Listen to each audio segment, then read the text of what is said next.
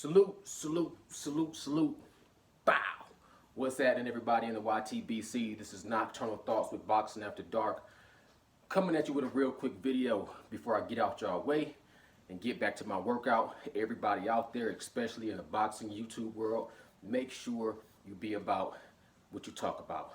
Do your exercise, do your push-ups, run your miles, hit the heavy bag. Don't just talk about boxing, be about boxing.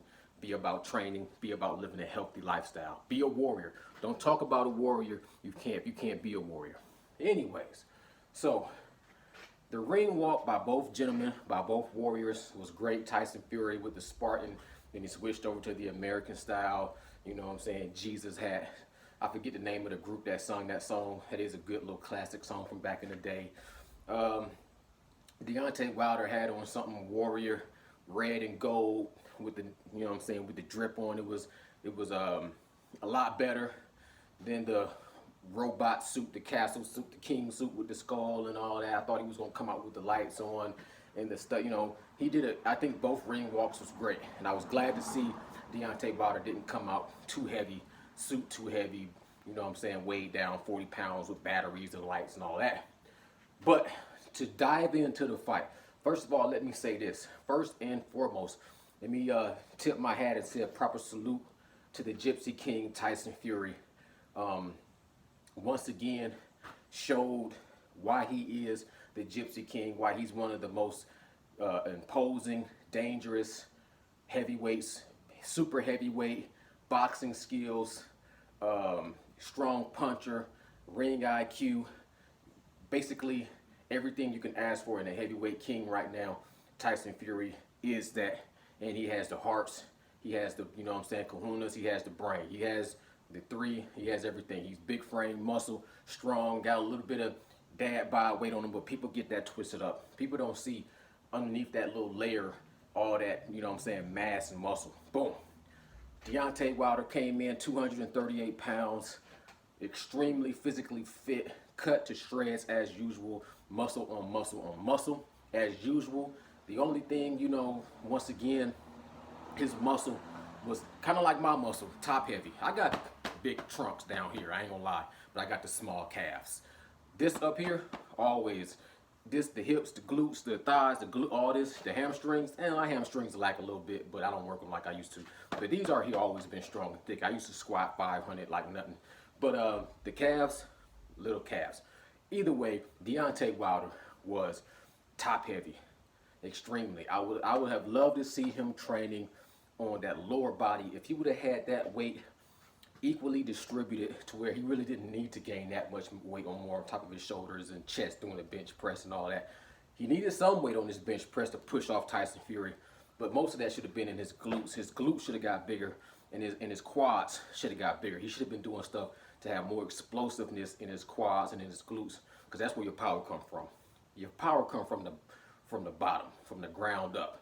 You know what I'm saying? All of this right here without the foundation is nothing. So I did my 100 squats today with body weight.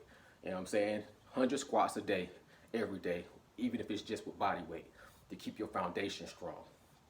But he came in with a heart. He came in with a mind and a heart and the balls and the wheels and the desire to get back some redemption. You know what I'm saying? I take nothing away from Deontay Wilder. I feel like anybody after this fight that still is trying to diminish Deontay Wilder or trying to downsize his accomplishments or call him whatever kind of, you know what I'm saying, derogatory slang words or whatever, I feel like it shows their character. If they can't give him his credit where his credit is due, it shows their character and their warrior spirit or lack thereof. Now, I do want to say, after the fight, you know what I'm saying, after he was dismantled and destroyed and put to sleep, you know, the whole fight, the trilogy has been weighed and measured, and it can now be put to sleep. We don't need to see a fourth fight and all these crazy things. But anybody who can't give Deontay Wilder credit needs to do a self-check. Deontay Wilder still needs to do a self-check as well. As far as him losing that fight on legitimate, and Tyson Fury coming over to show sportsmanship, to shake his hand and say good fight, and Deontay Wilder turns that down and say, I still don't respect you. Now that To me, people, we need to understand that this is real life. Everything cannot be instant gratification. Everything can't be microwaved. You can't have all this microwave. You know what I'm saying? That's a real warrior with a real warrior spirit. He's a real human being. Sometimes it takes time. How long did it take before Roberto Duran and Sugar Ray Leonard was able to bury the hatchet? You know what I'm saying? After Robert Duran said no mas, no mas, they held a beef against each other for years. Roberto Duran did. How long did it take for Evander Holyfield to forgive Mike Tyson for biting off a chunk of his earlobe? It took years for that to, you know what I'm saying, come to the fact that they can do commercials with Tyson Fury ringing the doorbell of Evander Holyfield saying, I brought you something, Mike, and a little gift box present with a little piece of his ear years later. So, you know what I'm saying, I understand if you have an issue with Deontay Wilder not being a sportsmanship and saying, you know what I'm saying, good fight. But I feel like, you know, in time, in the future, once life really goes on. I mean, you've been fighting this guy for 3-4 years. 3 years you've been fighting this guy. It's not gonna all get wrapped up with a nice bow on it after the end of you know what I'm saying, the one fight. I feel like I compare it to this. I compare it to the movie Troy. The movie Troy with Brad Pitt. You know, that's the movie of, you know what I'm saying, when the Greeks came to, the Trojan horse. You know how that, you know that whole story. They couldn't get over the wall, so they built up the big horse and everybody snuck inside and took over. You know the story. You know the Brad Pitt story, right? With Achilles and Hector. Achilles versus Hector. You know what I'm saying? Now, fun fact, there's another version of Troy, the Trojan fight, and they try to stick more to the real life script, and instead of making Achilles a white character, Brad Pitt, they made him a black character, right? And instead of making his Patroclus, Patroclus was his cousin in the movie. In the story on Netflix, Patroclus was also a black character, and he was Achilles, lover. Go figure that. Who knows the true story? Who even cares? We gonna stick to the Brad Pitt version. The Brad Pitt version, Patroclus was the cousin, and Hector killed him in battle because Patroclus dressed up like Achilles, ran out there in battle. He really wasn't ready, and he got his head chopped. But Achilles didn't care anything about the deceitfulness of Patroclus. It was the fact that you killed my blood, you killed my cousin, you killed somebody I loved. Now I gotta come and kill you. And the warrior thing to do back in those days, in a warrior's death, you let the family go through their ritual of whatever their ceremony was, where they put the coins on your eyes and they put you up on top of a pedestal and they burned you and they say their prayers and everything like that, right? Well, Hector tried to make an agreement with Achilles. He said, no matter what happens, let us both give each other the honor of a warrior's death. And Achilles was like, lions don't make pacts with men. In other words, I'm a lion, you a man. We can't have no agreements and no arrangements. They got to squabbling, they got to battling. We all know that Achilles, chopped him down and finished him off. Bow! Put that heart through his chest, or put that sword through his chest. Bow! You dig? Then he tied him up by the damn feet. Tied him up to his carriage and drug him through the dirt. Showed him no respect. Showed his family no respect. That was not sportsmanship. That was not warrior. That was breaking the code of a warrior. You know what I'm saying? Later on, Hector's father came through.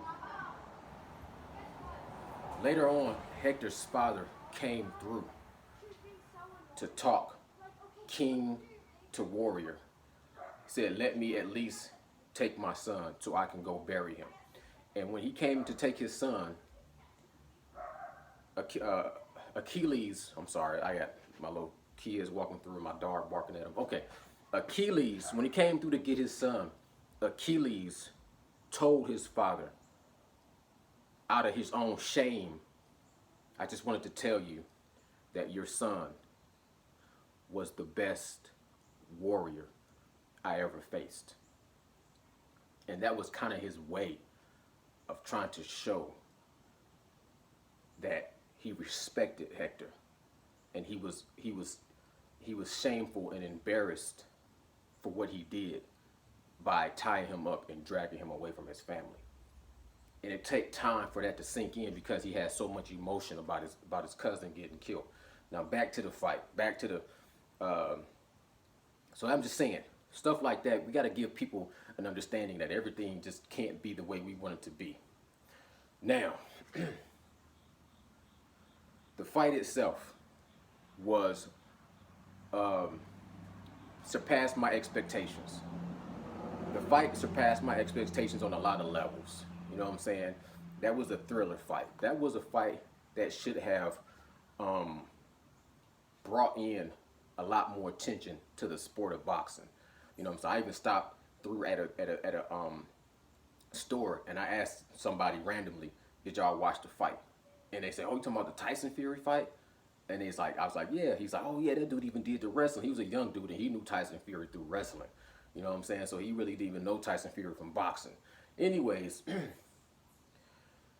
the breakdown of the fight real quick before I get out y'all way. They kind of picked up where they left off. Deontay Wilder, you could see him trying to implement some of the new things that he learned, or some of the new things that he worked on, should I say, because he already had all those tools in his toolbox. You seen him trying to use those tools, and of course, when you just try to break out tools that you have never really used in the sport of combat, you're gonna have flaw. You're gonna make mistakes. You're gonna leave yourself susceptible. I seen him when he was really tired. He tried to go back to the game plan, and he threw a hellacious body shot. Bow! To the body. It took everything out of him. Everything was exposed. He threw another shot. He looped it over Tyson Fury. Tyson Fury just ducked it and came back and clobbered, put him down. So it was like he's trying to use these things now that you're broken down and tired. You try to go back to the game plan and it's too late. You pretty much were defeated because you threw everything you had at this man in the first couple of rounds. You know what I'm saying?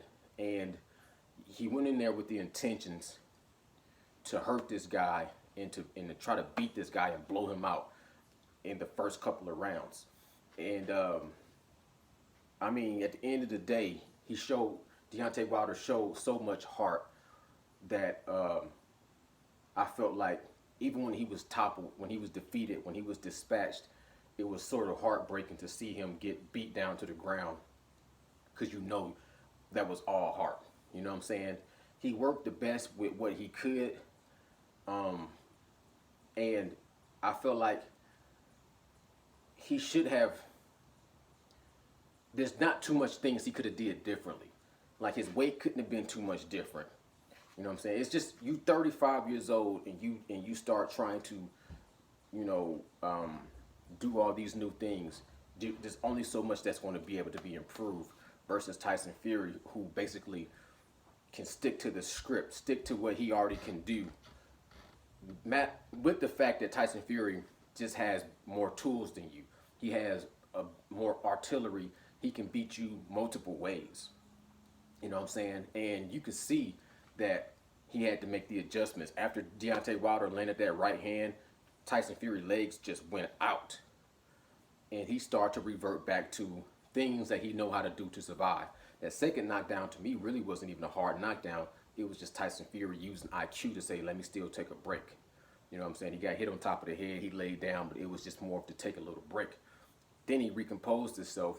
Then he came back with a better strategy to say, okay, I see him tiring down. Let me get into some dirty boxing. People want to talk about if it's cheating and if it's, illegal. All this, it's just ridiculous. This is a fight. Tyson Fury is from a fighting family, bare knuckle fighting family. He knows how to fight. You know what I'm saying? He knows how to he's going to do fighting tactics. I seen him start to do some headlocking, and I love to see stuff like that. I don't care what you say. To me, that's sweet science. It's dirty boxing, but it's sweet science. And to be able to do that, you know what I'm saying? This right here, that sweet move where you can grab a dude, swing him around like that, and come back around with an uppercut and snap somebody's head back like a Pez dispenser. That's sweet science. People who like dirty boxing.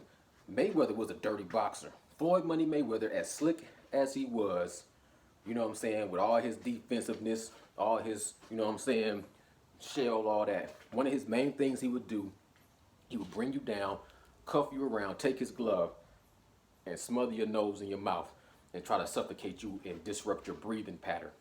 He did it against Canelo. Canelo hit him in the balls. He did it against Maidana. Maidana bit his glove because he was trying to suffocate him. That's dirty boxing, period, point blank. Tyson Fury got in there, did some dirty boxing, put his weight on top of him, and start to sharpen up his jab. You know, Sugar Hill, go back to your jab.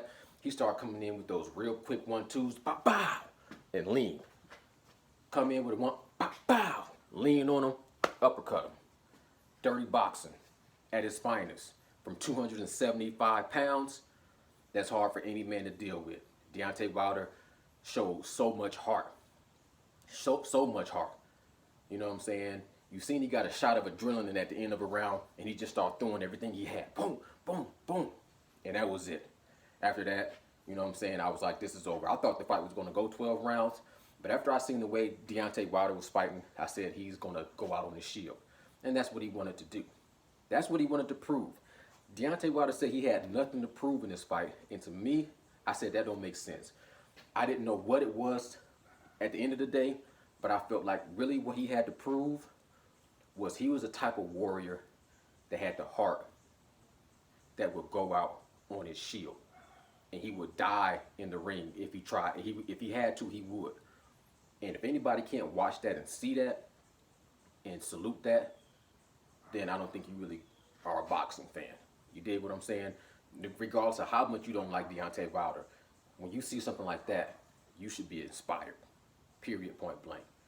Gypsy King, continue to do your thing.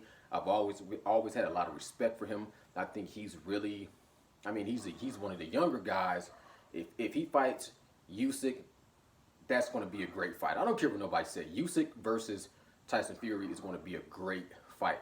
One of those fights that's almost 50-50, but I definitely lean towards Tyson Fury. Even though I don't think Tyson Fury can move the same way he used to when he was younger. You know what I'm saying? When he was really emulating Muhammad Ali and he was really, you know what I'm saying, light on his feet. I think he's slowed down a bit. I think his fights with Deontay Wilder has taken a lot out of him as well. He's come to become a come-forward fighter, dropping bombs, Crunk style. You know what I'm saying? Usyk might be able to take advantage of that with his movement and his southpaw technique. So that's going to be a close fight. But Usyk has to get past Anthony Joshua because you never know.